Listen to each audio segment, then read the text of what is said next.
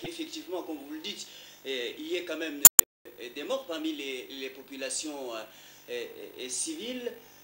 Où irait-on trouver l'explication? Est-ce que c'est dans les manques, comme l'affirment encore ces ONG, des motivations dans les rangs des FARDC? Est-ce que ça a du sens de dire cela? Lorsque les FARDC se déploient, elles ne se déploient pas contre la population, que je sache. Lorsque les FARDC se déploient, elles se déploient contre une force ennemie qui est identifiée.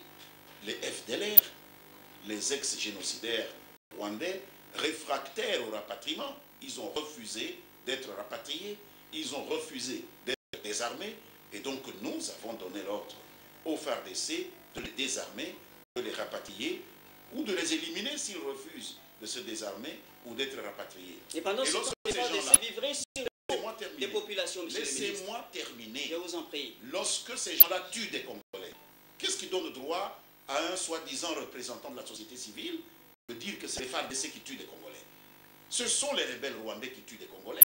Et les FARDC sont déployés contre ces assassins de Congolais. Alors il n'y a pas lieu de venir démoraliser les FARDC parce que c'est le seul rempart que nous ayons aujourd'hui. Sauf si la société civile, la fameuse là, a réussi à négocier des assistances militaires que nous ne voyons pas. Nous n'avons que les FARDC. Alors si vous n'avez qu'une arme qui est insuffisante, qui est déficiente, vous la protégez, monsieur. Vous ne la détruisez pas parce qu'elle est déficiente. Vous la consolidez. C'est irresponsable ce que ces gens de la société civile sont en train de faire. Parce qu'ils ne savent même pas pourquoi ils font cela. Sans doute qu'on leur donne des miettes. Mais ceux qui les poussent à faire cela, les gens comme Human Rights Watch, ils savent très bien pourquoi ils le font. C'est parce qu'ils ne veulent pas que les soutiens humanitaires passent par le gouvernement congolais. Ils veulent contrôler cela parce qu'ils y trouvent leur compte. Vous comprenez comment on peut être manipulé contre son propre peuple en croyant travailler pour son peuple? Monsieur le ministre, les populations, dit-on, les populations et qui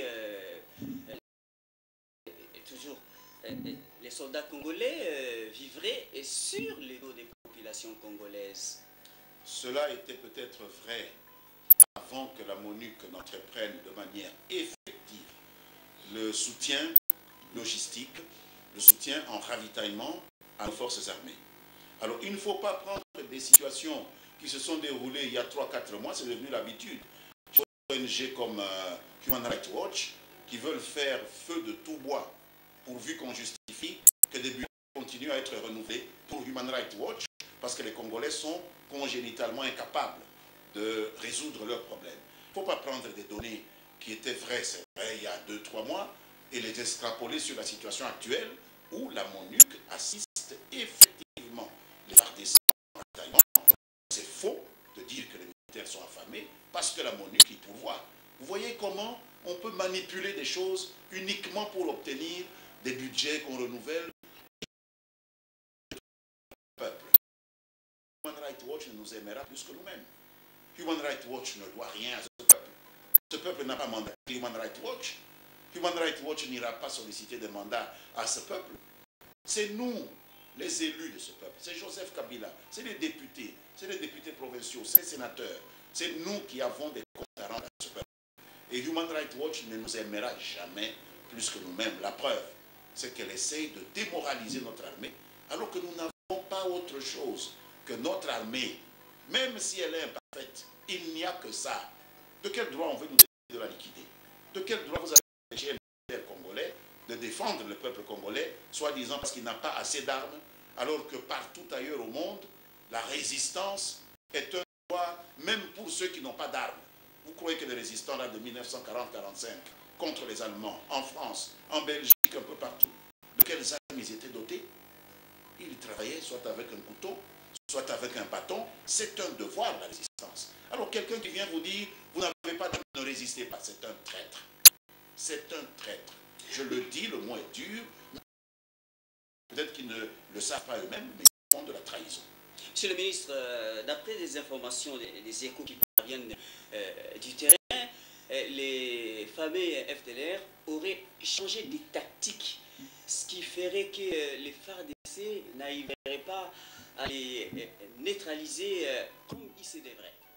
D'abord, personne n'a dit que la guerre était... et ces militaires seraient devenus très mobiles prie. cela, Oui, je vous en prie. personne n'a dit que la guerre était un dîner de gala. La guerre est une affaire extrêmement dure et personne dans les FARDC ne élabore les stratégies des FDLR. Pourquoi c'est les FDLR qui auraient changé de stratégie, mais c'est les FARDC qui seraient responsables de cela? Les FDLR sont des criminels, c'est pourquoi les FARDC sont contre eux, qu'ils aient changé de stratégie, qu'ils n'aient pas changé. Vous croyez que les FARDC sont partis là-bas pour convaincre les FDLR de changer de stratégie?